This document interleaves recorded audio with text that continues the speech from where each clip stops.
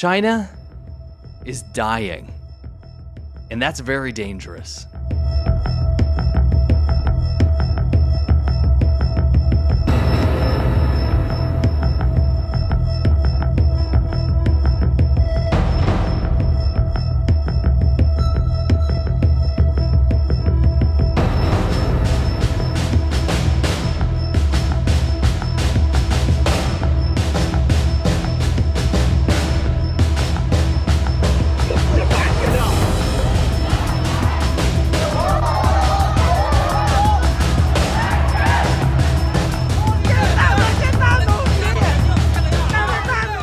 Guys, we may have to brace ourselves for a new era of China. The reality of today's situation is that we're going to be dealing with a weaker China. A China that is slipping into very uncertain times.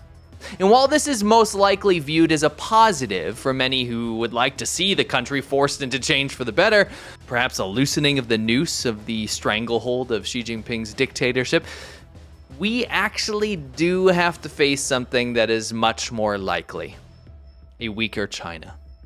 And a weaker China is probably a more dangerous China, because all signs are now pointing in this direction.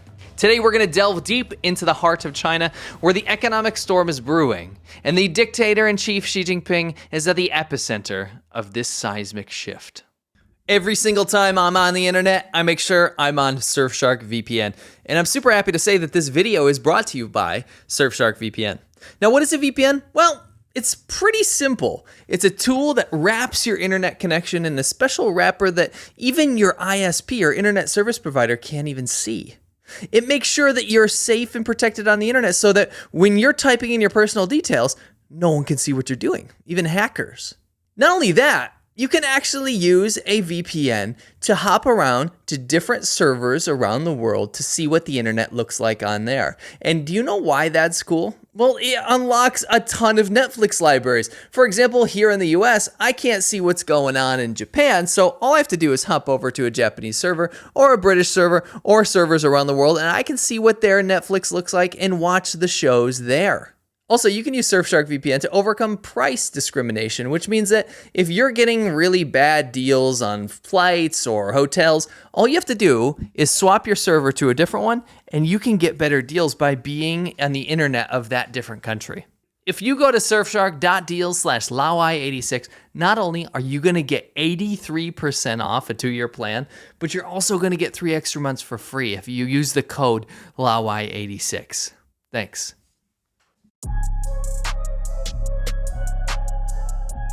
China's always been about stability. That's been the government's focus post-Chairman Mao. I mean, Chairman Mao had the country burning to the ground in a knockoff Soviet-style revolution as he single-handedly destroyed China from the inside.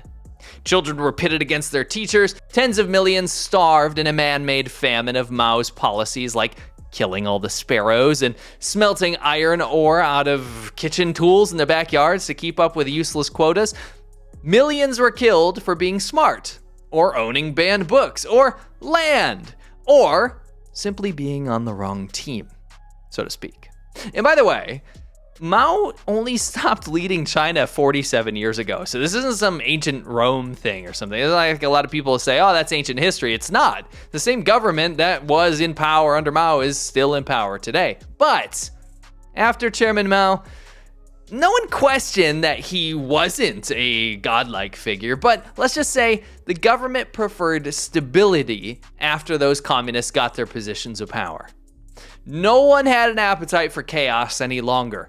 Each subsequent leader in China has been pretty tame in comparison to Mao. Sure, you had mass attacks on civilians and horrific censorship and one of the worst human rights records on the global stage, but it wasn't Mao anymore. There wasn't mass famine. But here's the deal. Xi Jinping was no different. He was just the next dictator in line that needed to keep steering that ship into the ever-swelling sea of growth. You see, the China model, as people like to call it, was to allow investment, capitalism, attract economic opportunities to China, all while keeping the state fed and fat and in power and happy.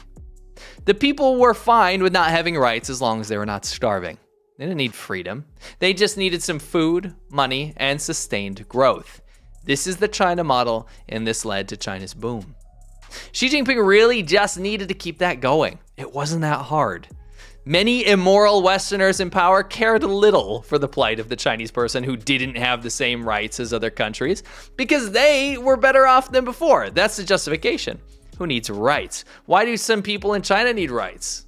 I don't have to worry about that as long as I'm getting money from my investment. The Chinese government could have enjoyed its opulent levels of control, trampling on its own people like it always has, as long as the economic train kept chugging along. And that's the lure of authoritarianism to many, even today. The government makes grand decisions, infrastructure projects like bridges and trains and buildings, and the results are immediate. It's really quite tempting and alluring even. But this is also its downfall.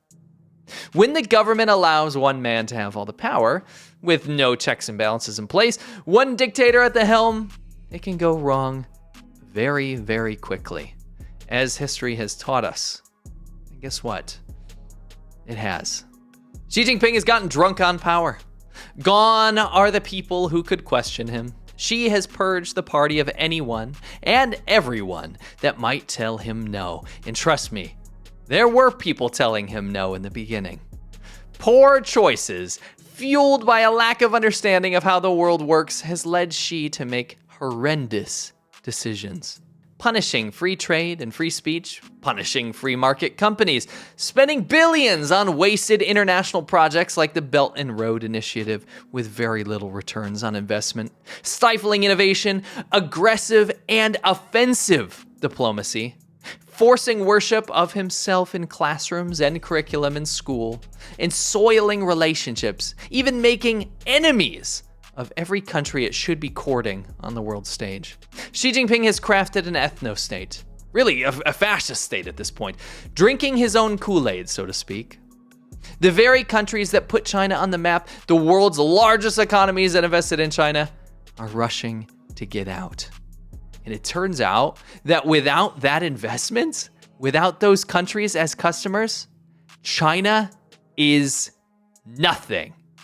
A mere shell of its ancient past. Gone are the days where people lined up to kowtow to the emperor because sure, China still has an emperor, but he surrounded himself with sycophants and corrupt fair weather friends that don't give an absolute shit about him. The growth rates dwindle, and China, even when cooking its own books, is looking at incredibly dismal growth projections. Its industries shook from sanctions, as evidenced with its useless trash phone, the Huawei Mate 60 Pro. China is spending more money on its image and pretending that it's accomplished things on its own than actually doing it.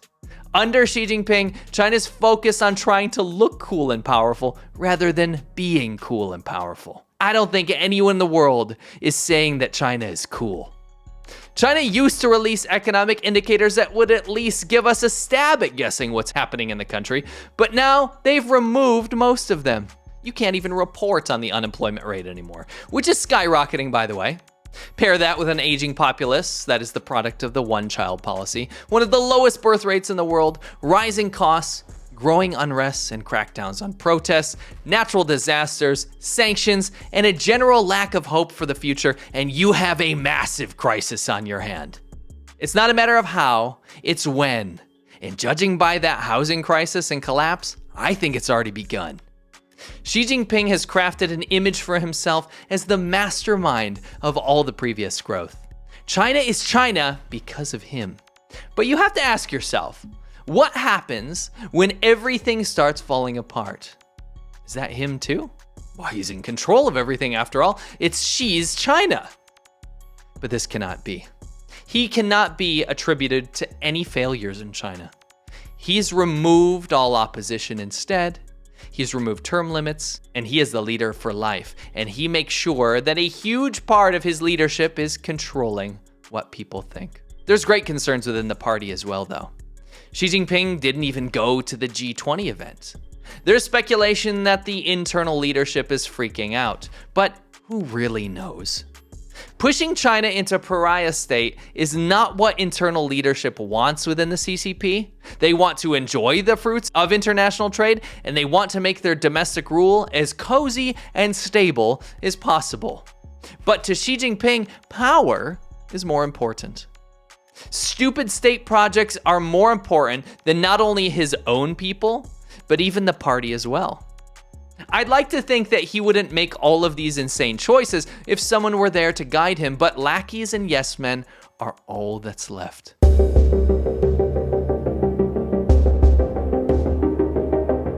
But here's the kicker. It's not just China's problem. This economic slowdown could have devastating implications for global trade, geopolitics, and even international alliances. China, in its death throes under Xi Jinping, will absolutely become a dangerous state. They've entrenched themselves in nearly every industry of the world. They have stolen trillions in IP theft. They have built an enormous military complex, and they have got one man with his finger on the trigger. You can absolutely bet that war is on the cards at some point, and China won't fight fair.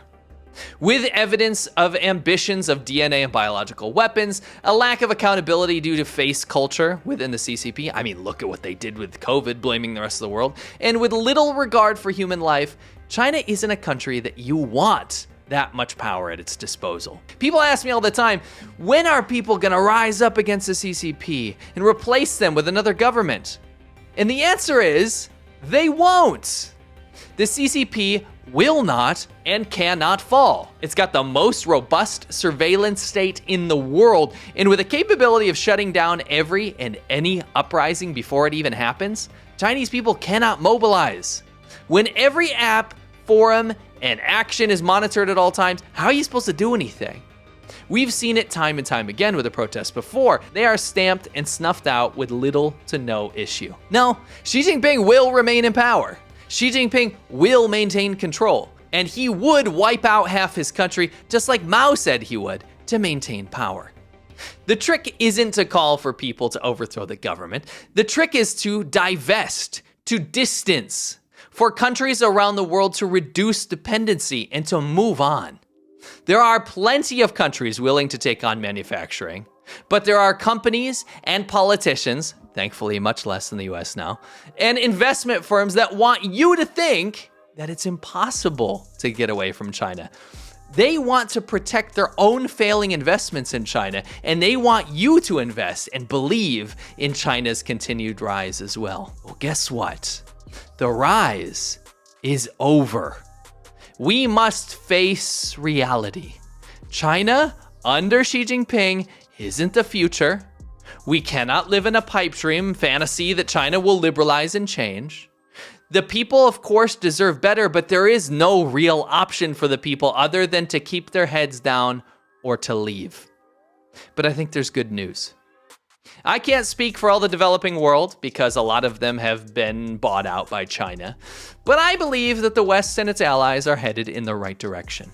At least when it comes to China, in the USA, we are seeing a fairly bipartisan approach to dealing with it. And trust me, dealing with China is the most important issue on the cards. By strengthening alliances like we are in the US and what we're doing with Japan and South Korea and the Philippines and heck, even Vietnam now, we stand a chance in this very rickety and gross decoupling process. It's not gonna be pretty. However, I am seeing a more unified approach in my own country as well as our allies, and that's a very, very good thing. China's gonna have to sort itself out, and it shouldn't have to take the entire world down with it when it does. Now, I am worried about the effects of Russia and China's alliance because I am seeing a lot of authoritarian pro-Russia and now pro-China propaganda leaking into mainstream platforms. And it's spreading far and wide, but I hope that people can start to open their eyes to this multi-billion-dollar campaign from these countries aimed at destroying their trust in their own nation, exploiting domestic and identity politics, and furthering Russia and China's goals in the process. All that said, I do think we are on the right path. Stay true, stay informed, and don't be unknowingly complicit in authoritarian goals. I know you'll do the right thing. Thank you very much, guys. I appreciate it. And I want you to make sure that you are subscribed to The China Show, which is my live show every single Friday that I do with Serpent ZA, Winston. We talk about all of the new stuff coming out of China, all the crazy things that are happening on the ground there, all of the implications. It's very entertaining and informative at the same time. I highly recommend you head over there. Make sure you're subscribed, and I will see you on the next video.